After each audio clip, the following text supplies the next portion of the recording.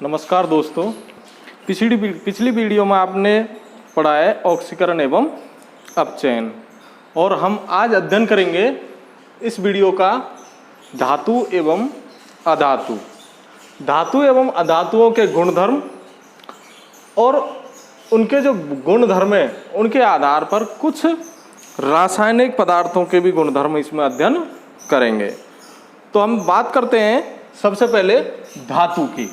तो धातु और अधातु, देखो दोस्तों, अपनी जो आधुनिक आवर्त सारणी है,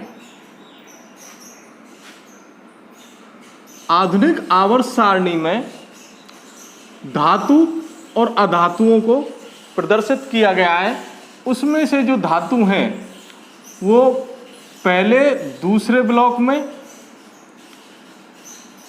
और अधातु जो हैं वो अपने 13 से लेके और 17 वर्ग तक के जो तत्व हैं, 18 वर्ग तक के जो तत्व हैं उनमें उपस्थित हैं।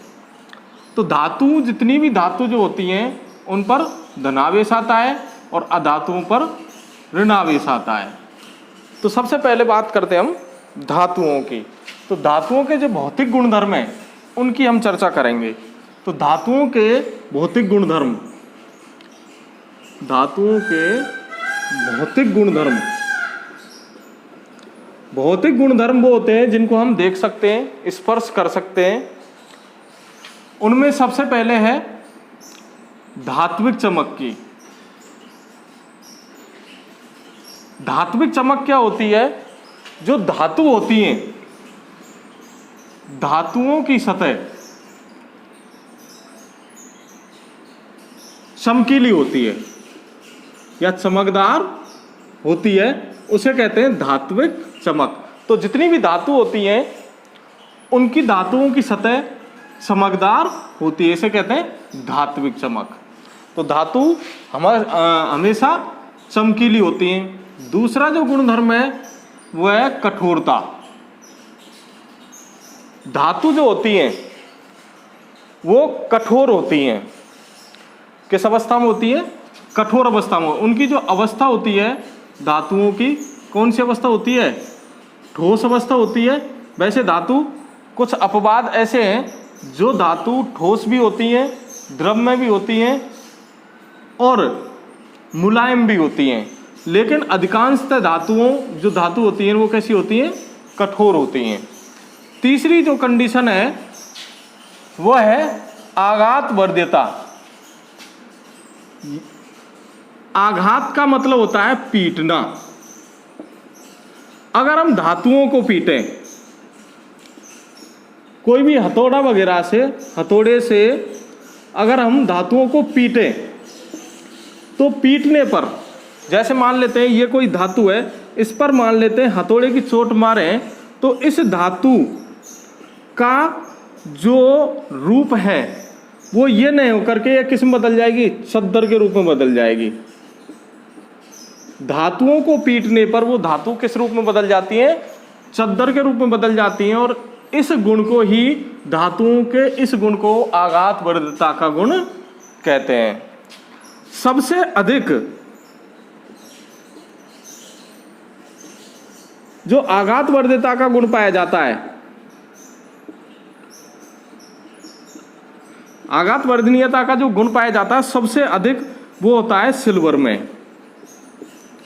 सिल्वर, जिसे चांदी भी बोलते हैं, चांदी जिसका सूत्र Ag है, सबसे ज्यादा आघात वर्धनीयता का जो गुण पाया जाता है वो किसमें पाया जाता है? चांदी में। आघात वर्धनीयता का मतलब एक बार दोबारा समझ लो, आघात का मतलब होता है पीटना। धातुओं को पीट करके अगर उन्हें चद्दर के रूप में बदल दिया जाए तो उस गुण को कहेंगे हम आघात वर्धनीयता का गुण। तो इसका मतलब धातु जब धातुओं को पीटेंगे तो वो चद्दर के रूप में बदल जाती है। और सबसे ज्यादा जो आघात वर्धनीयता का गुण पाया जाता है किसमें पाया जाता है? चांदी में। अगला हम बात करते हैं अगले गुण की।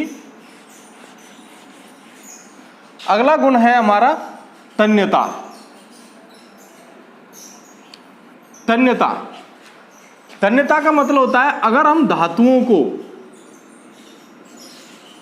खींचें धातुओं को अगर हम खींचें तो वे एक पतले तार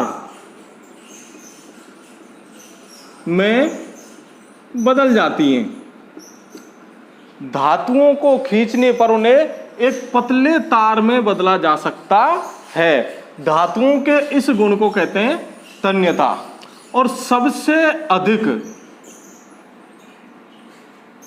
जो तन्य धातु है वो है सोना।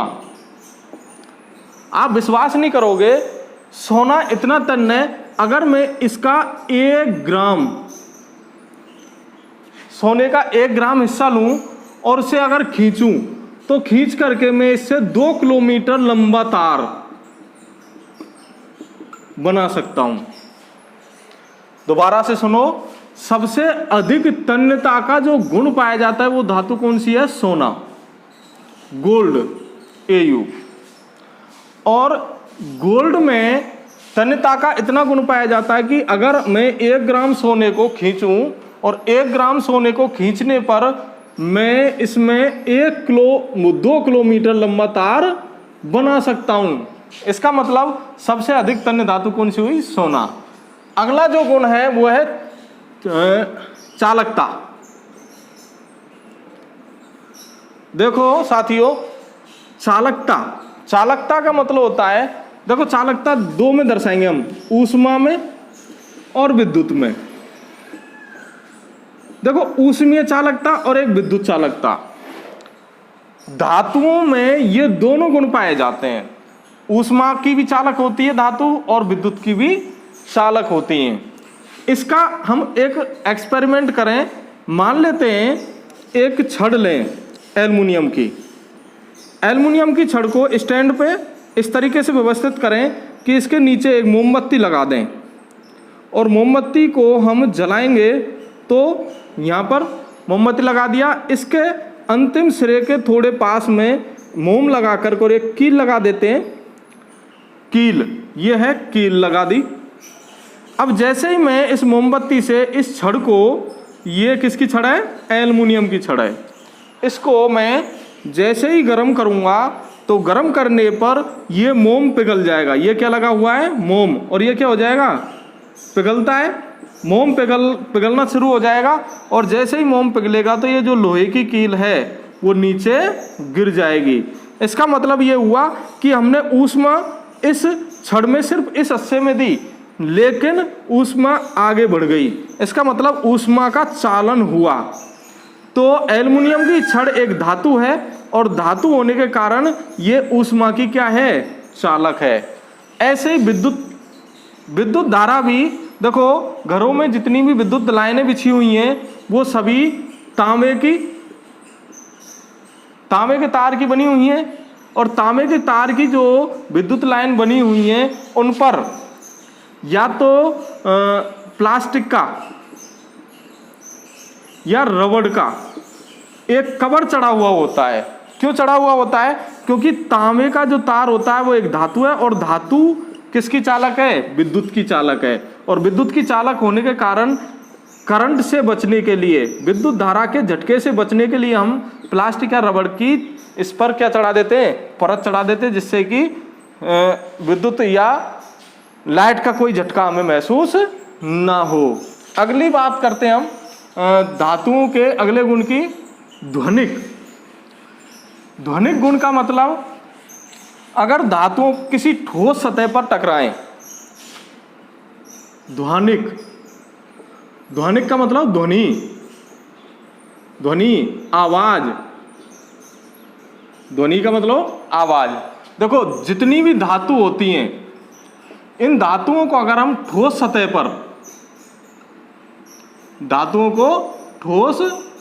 पर टकराने दें तो इनसे आवाज आती है। आवाज का मतलब ध्वनि उत्पन्न होती है। तो जितनी भी धातु होती हैं वो सभी ध्वनि उत्पन्न करती हैं। कब करती हैं? अगर उनको किसी ठोस सतह पर टकराने दें तो। ठोस सतह पर टकरा करके सभी धातुएं क्या करती हैं? ध्वनि उत्पन्न करती हैं। इसलिए इस गुण को उनका क्या कहेंगे? ध्वनिक गुण कहेंगे। देखो दोस्तों, अपन ने पढ़ा था यहाँ पर 6 गुण इसके पढ़ लिए। धातु चमकदार होती हैं, धातु कठोर होती हैं। धातुओं में अगर धातुओं को पीटा जाए तो वो एक चद्दर के रूप में बदल जाती है, इसको आघात वर्धनीयता का गुण कहते हैं।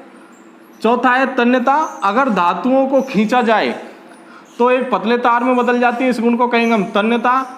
चालकता, धातु ऊष्मा और विद्युत दोनों की चालक होती है। ध्वनिक गुण, धातुओं को ठोस सतह पर टकराने से उनमें ध्वनि उत्पन्न होती है, उस गुण को कहेंगे हम ध्वनिक गुण। अब बात करते हैं अधातुओं की। अधातुओं के जो भौतिक गुणधर्म है बिल्कुल इनके उल्टे हैं। अधातु जो होती हैं, अधातुओं पर या अधातुओं की सतह चमकदार नहीं होती। धातु कठोर होती है लेकिन अधातु कठोर नहीं होती। अधातुओं में आघात वर्धनीयता का गुण नहीं पाया जाता। अधातुओं में तन्यता का गुण नहीं पाया जाता। अधातु ऊष्मा और विद्युत की कुचालक होती हैं। धातु ऊष्मा और विद्युत की क्या होती हैं? कुचालक होती हैं। धातुओं को अगर किसी कठोर सतह पर टकराएं तो वो ध्वनि उत्पन्न नहीं करती, इसलिए ध्वनिक गुण उनमें नहीं पाया जाता। जैसे धातु कौन कौन सी होंगी? धातु देखो अपना एल्युमिनियम है, सोडियम है, पोटेशियम है, कैल्शियम है, मैग्नीशियम है आदि।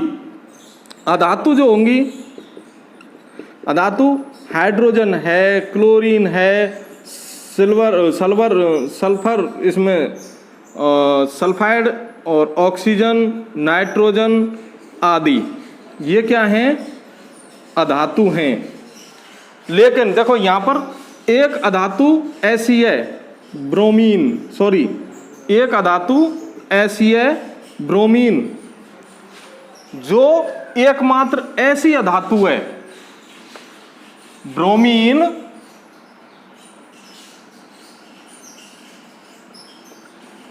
एक ऐसी अधातु है जो कमरे का ताप लगभग 25 डिग्री सेल्सियस होता है। कमरे के ताप पर तरल अवस्था मतलब द्रव अवस्था में पाई जाती है। कौन सी धातु है? ब्रोमीन, Br एक ऐसी अधातु है जो किस अवस्था में पाई जाती है? तरल अवस्था में। यहां पर देखो एक ऐसी धातु है Hg, पारा, एक ऐसी धातु Hg, पारा, एक गैलियम, सीजियम। देखो धातुओं के मैंने गुण बताया कि धातु क्या होती है? कठोर। लेकिन पारा एक ऐसी धातु है जो जो तरल अवस्था में पाई जाती है, जबकि धातु किस अवस्था में पाई जाती है? ठोस अवस्था में और कठोर अवस्था में पाई जाती हैं। पारा एक ऐसी अधातु है जो किस अवस्था में पाई जाती है? तरल अवस्था में। ब्रोमीन एक ऐसी अधातु है जो किस अवस्था में पाई जाती है? तरल अवस्था में या द्रव अवस्था में पाई जाती है। यह धातु है और ये अधातु है। अच्छा, अधातुओं में गैलियम और सीजियम ये इतनी मुलायम होती हैं। गैलियम और सीजियम ये दो ऐसी धातु हैं। ये दोनों क्या हैं? धातु, लेकिन इतनी मुलायम है ये, इनका जो गलनांक है वो हमारे शरीर के ताप से भी कम होता है। गलनांक शरीर के ताप से भी कम होता है। अगर मैं गैलियम और सीजियम को दोनों को हथेली पे रख दूं तो गैलियम और सीजियम दोनों क्या हो जाएंगी? पिघल जाएंगी। तो दो एक ऐसी धातु हैं गैलियम और सीजियम जो हथेली पे रखते क्या हो जाती हैं? पिघल जाती हैं। शरीर के टेम्परेचर से भी कम ताप पर, लगभग 37 डिग्री सेल्सियस से भी कम ताप पर ये क्या हो जाती हैं, गल जाती हैं, पिघल जाती हैं। कुछ और धातु ऐसी हैं जैसे पोटेशियम, सोडियम, पोटेशियम और सोडियम। पोटेशियम और सोडियम जो धातु हैं ये इतनी मुलायम हैं, इनको हम चाकू से काट सकते हैं। कौन कौन सी धातु हैं जिनको हम चाकू से काट सकते हैं? पोटेशियम और सोडियम और पोटेशियम। तो देखो कुछ अपवाद हैं जो इन भौतिक गुणों को रखते नहीं है। कुछ ऐसी धातु और अधातु हैं जो इन भौतिक गुणों का पालन नहीं करती। उनको एक बार दोबारा से समझ लो कौन कौन सी हैं वो। पहली देखो, पहले मैंने बताया आपको पारा। पारा धातु है। धातु ठोस होती है, कठोर होती है, लेकिन ये किस अवस्था में पाई जाएगी? द्रव अवस्था में, पारा। इसके बाद में दूसरा उदाहरण है, मैंने अभी बताया आपको ब्रोमीन। ब्रोमीन एक ऐसी एकमात्र धातु है जो तरल अवस्था में पाई जाती है, जबकि अधातु तरल अवस्था में नहीं पाई जाती। तीसरा सोडियम, पोटेशियम। सोडियम और पोटेशियम एक ऐसी धातु है, ऐसी धातु है जो बहुत मुलायम होती है, उनको चाकू से काट सकते हैं। चौथा कार्बन। कार्बन एक अधातु है। कार्बन एक अधातु है, लेकिन इसके अपर रूप पाए जाते हैं। और जो ये अपर रूप हैं जैसे हीरा, ग्रेफाइट। कार्बन एक अधातु है, लेकिन कार्बन के अपर रूप हीरा और ग्रेफाइट दोनों धातुओं के गुणधर्म रखते हैं। कैसे? हीरा चमकदार होता है और प्रकृति में पाए जाने वाला सबसे कठोरतम पदार्थ है। ग्रेफाइट विद्युत की चालक है, जबकि धातु विद्युत की कुचालक होती है, लेकिन ग्रेफाइट कार्बन का अपर रूप है और ये विद्युत का क्या है? चालक है। और पांचवा जो अपवाद है वो गैलियम और सीजियम। गैलियम और सीजियम है, ये दोनों धातु हैं, लेकिन इनका गलनांक, दोनों का गलनांक शरीर के ताप से भी कम होता है। इनको हथेली पे रखते ही ये क्या हो जाती हैं? पिघल जाती हैं। तो दोस्तों आज हमने पढ़ा है धातु और अधातुओं के भौतिक गुणधर्म। भौतिक गुणधर्मों के आधार पर कुछ अपवाद भी हमने पढ़े हैं यहाँ पर। अगर दोस्तों आपको मेरी वीडियो अच्छी लगी हो तो लाइक, शेयर एवं सब्सक्राइब जरूर करें। धन्यवाद।